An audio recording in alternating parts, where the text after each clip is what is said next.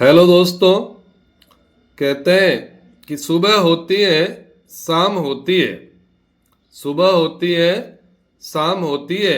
ये उम्र यूं ही तमाम होती है। उम्मीद मत छोड़ना इस जिंदगी, कल का दिन आज से बेहतर होगा। कल का दिन आज से बेहतर होगा। तो आइए आज पढ़ते हैं खड़ी बोली विशेष तथ्य।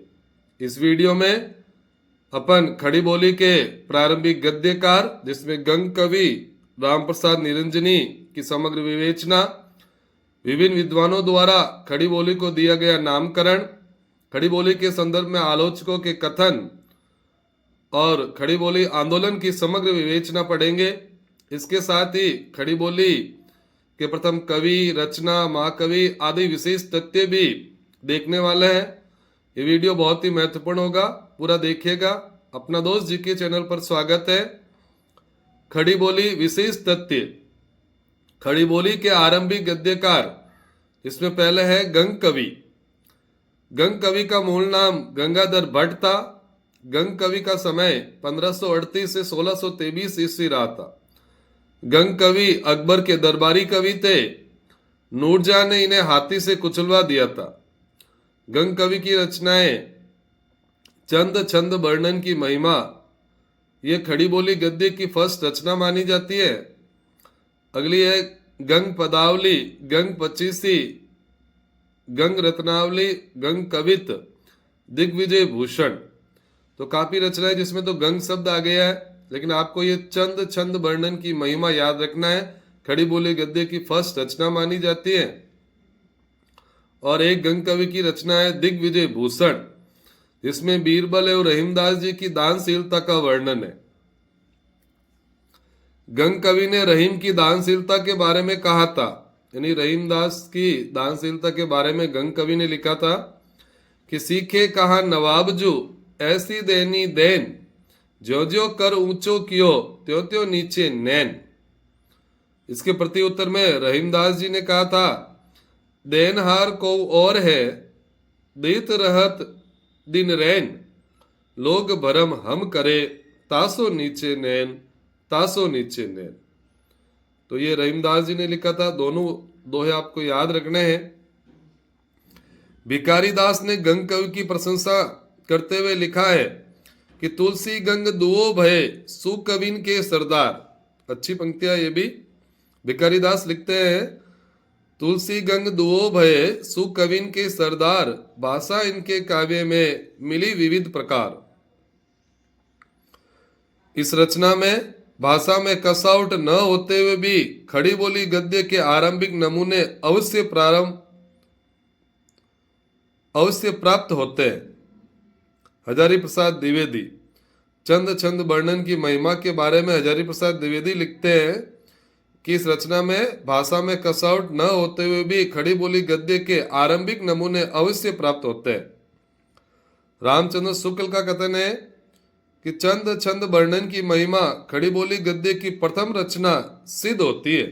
इसकी भाषा प्रचलित तत्सम शब्दावली से युक्त है। रामचंद्र शुक्ल। खड़ी बोली के गद्यकारों में अगले हैं राम प्रसाद निरंजनी। रचना भाषा योग वशिष्ठ 1741 ईस्वी। परिमार्जित खड़ी बोली गद्य की प्रथम रचना। तो बिल्कुल याद रखना है, खड़ी बोली गद्य की फर्स्ट रचना कहे तो चंद छंद वर्णन की महिमा गंग कवि की है।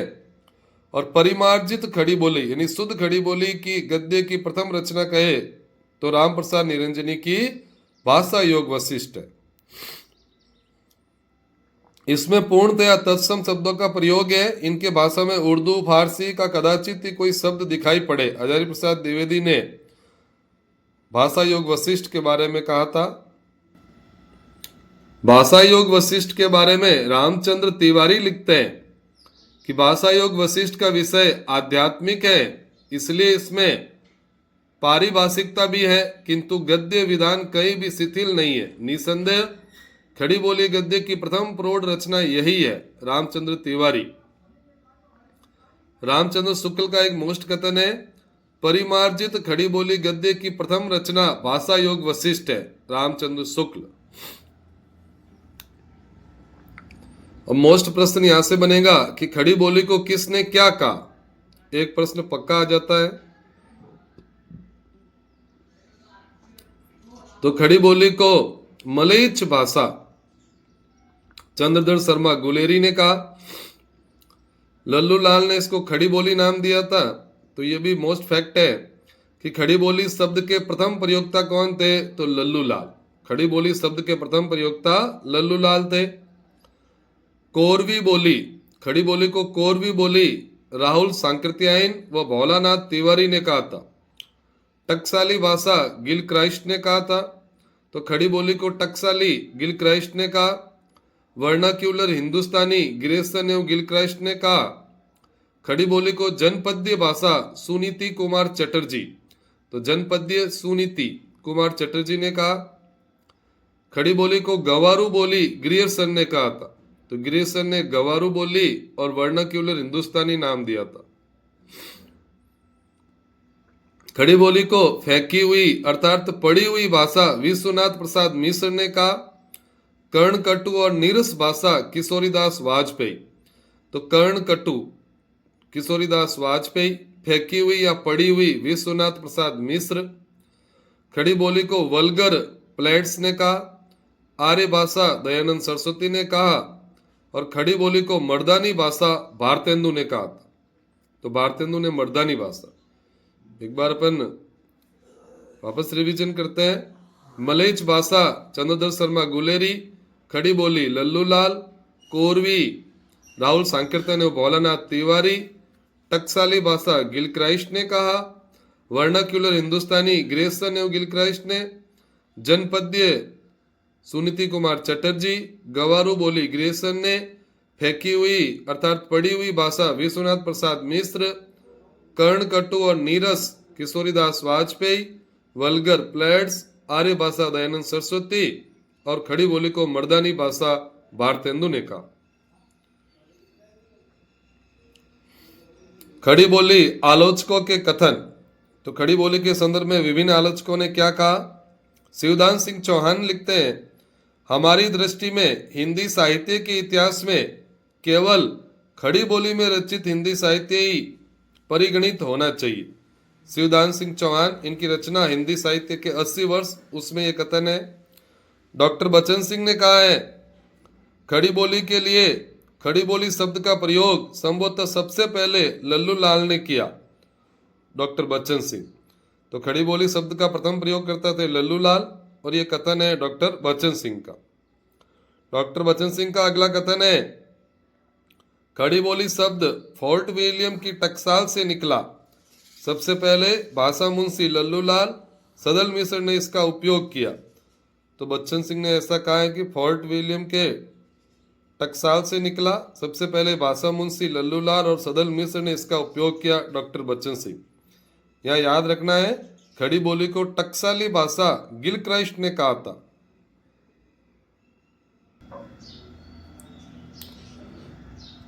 ब्रज भाषा ऊक है, तो खड़ी बोली बांस प्रताप नारायण मिश्र। तो ऊक और बांस वाला कथन प्रताप नारायण मिश्र का है। खड़ी बोली रुक्स और नीरस है, राधाचरण गोस्वामी। राधाचरण गोस्वामी ने खड़ी बोली को रुक्स और नीरस कहा है। जगन्नाथ दास रत्नाकर लिखते हैं, खड़ी बोली एक कृत्रिम और नीरस शैली है। तो रुक्स वाला राधाचरण गोस्वामी का है और कृत्रिम वाला जगन्नाथ दास रत्नाकर का। जगन्नाथ दास रत्नाकर का एक और कथन है, खड़ी बोली में कविता भाव का अभाव है, लालित्य के सदा लाले पड़े रहते हैं, प्रसाद का पता नहीं, रस क्या रसाभास भी नहीं, न अर्थ से अर्थ न मतलब से मतलब। जगन्नाथ दास रत्नाकर, क्योंकि जगन्नाथ दास रत्नाकर ने इसे कृत्रिम और नीरस शैली बताया था। हजारी प्रसाद द्विवेदी लिखते हैं, बोलचाल की भाषा खड़ी बोली की निंदा करना या उसके पुरस्कृताओं को लंगूर इत्यादि बनाकर ब्रज भाषा अपना गौरव नहीं बढ़ा सकती। हजारी प्रसाद द्विवेदी, तो लंगूर वाला कथन हजारी प्रसाद द्विवेदी का है। इन्होंने खड़ी बोली का समर्थन किया था। रामस्वरूप चतुर्वेदी सरस्वती पत्रिका के माध्यम से खड़ी बोली को कविता और गद्य में समभाव से प्रतिष्ठित करने का ऐतिहासिक श्रेय महावीर प्रसाद द्विवेदी को है। राम स्वरूप चतुर्वेदी का कथन। अब आगे बढ़ रहे हैं, खड़ी बोली आंदोलन। ये भी महत्वपूर्ण विषय है, खड़ी बोली आंदोलन। खड़ी बोली आंदोलन का सूत्रपात 1887 ईस्वी में हुआ था। खड़ी बोली आंदोलन के प्रवर्तक अयोध्या प्रसाद खत्री थे। तो अयोध्या प्रसाद खत्री खड़ी बोली आंदोलन के प्रवर्तक थे।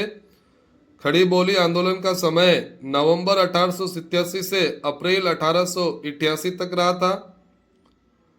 खड़ी बोली आंदोलन से संबंधित रचना खड़ी बोली का पद्य, इसके रचनाकार अयोध्या प्रसाद खत्री थे। तो खड़ी बोली आंदोलन को लेकर के एक रचना भी लिखी गई जिसका नाम है खड़ी बोली का पद्य।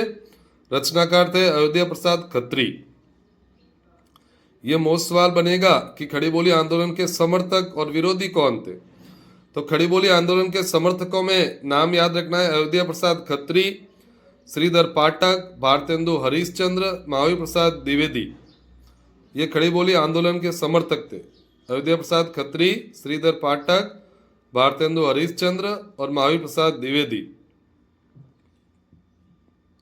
खड़ी बोली के विरोधी में जगन्नाथ दास रत्नाकर, राधाचरण गोस्वामी जिन्होंने रुक्स और नीरस कहा था, प्रताप नारायण मिश्र और बनारसी दास चतुर्वेदी। तो जगन्नाथ दास रत्नाकर जिन्होंने खड़ी बोली को कृत्रिम कहा था, राधाचरण गोस्वामी इन्होंने रुक्स और नीरस कहा था खड़ी बोली को, प्रताप नारायण मिश्र, बनारसी दास चतुर्वेदी, ये चारों खड़ी बोली के विरोधी थे। अब अंत में अपन खड़ी बोली के संदर्भ में कुछ विशेष तथ्य देखते हैं जिनमें रचना और कवियों को देखेंगे। खड़ी बोली शब्द के प्रथम प्रयोक्ता लल्लू लाल और खड़ी बोली शब्द के द्वितीय प्रयोक्ता सदल मिश्र। तो प्रथम प्रयोक्ता थे लल्लू लाल और खड़ी बोली शब्द के द्वितीय प्रयोक्ता थे सदल मिश्र। खड़ी बोली के प्रथम कवि अमीर खुसरो और खड़ी बोली के प्रथम महाकवि अयोध्या सिंह उपाध्याय। याद रखना है, प्रथम कवि अमीर खुसरो और प्रथम महाकवि अयोध्या सिंह उपाध्याय। खड़ी बोली गद्य की प्रथम रचना चंद छंद वर्णन की महिमा। खड़ी बोली के प्रथम गद्यकार गंग कवि। परिमार्जित खड़ी बोली गद्य की प्रथम रचना भाषा योग वशिष्ठ। आधुनिक खड़ी बोली के प्रथम कवि श्रीधर पाठक। तो आधुनिक खड़ी बोली के प्रथम कवि श्रीधर पाठक और प्रथम स्वच्छंदतावादी कवि कहे तो भी श्रीधर पाठक। खड़ी बोली के स्वच्छंदतावादी कवि श्रीधर पाठक। खड़ी बोली के प्रथम उन्नायक लल्लू लाल, यानी वही प्रथम प्रयोक्ता लल्लू लाल। दक्षिण भारत में खड़ी बोली में रचना करने वाले फर्स्ट कवि, ये अच्छा प्रश्न है, मूला वजई। तो दक्षिण भारत में खड़ी बोली की रचना करने वाले प्रथम कवि मूला वजई। खड़ी बोली का फर्स्ट महाकाव्य प्रिय प्रवास है। तो प्रथम महाकवि अयोध्या सिंह उपाध्याय और फर्स्ट महाकाव्य प्रिय प्रवास 1914।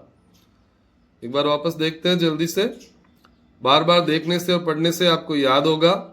खड़ी बोली शब्द के प्रथम प्रयोक्ता लल्लू लाल, द्वितीय प्रयोक्ता सदल मिश्र, प्रथम कवि अमीर खुसरो और खड़ी बोली के प्रथम महाकवि अयोध्या सिंह उपाध्याय। खड़ी बोली गद्य की प्रथम रचना चंद छंद वर्णन की महिमा। खड़ी बोली के प्रथम गद्यकार गंग कवि। परिमार्जित खड़ी बोली गद्य की फर्स्ट रचना है भाषा योग वशिष्ठ। आधुनिक खड़ी बोली के प्रथम कवि श्रीधर पाठक, प्रथम स्वच्छंदतावादी कवि श्रीधर पाठक। दक्षिण भारत में खड़ी बोली की रचना करने वाले फर्स्ट कवि मूला वजई और खड़ी बोली का प्रथम महाकाव्य प्रिय प्रवास। तो ये खड़ी बोली के अपन ने संपूर्ण तथ्य देखे। अपना दोस्त जी के चैनल पर वीडियो को पूरा देखने के लिए आभार। इसके पिछले वीडियो आपने नहीं देखे हैं तो डिस्क्रिप्शन बॉक्स में लिंक है, वहाँ आधुनिक काल, भक्ति काल, आदि काल सभी की प्लेलिस्ट बनी हुई है, वहाँ से आप देख सकते हैं। अब आगे अपन छायावाद के बारे में पढ़ेंगे। भारतेंदु युग और द्विवेदी युग अपना हो गया था, अब छायावाद। तो बने रहिए अपना दोस्त जीके के साथ। थैंक्स।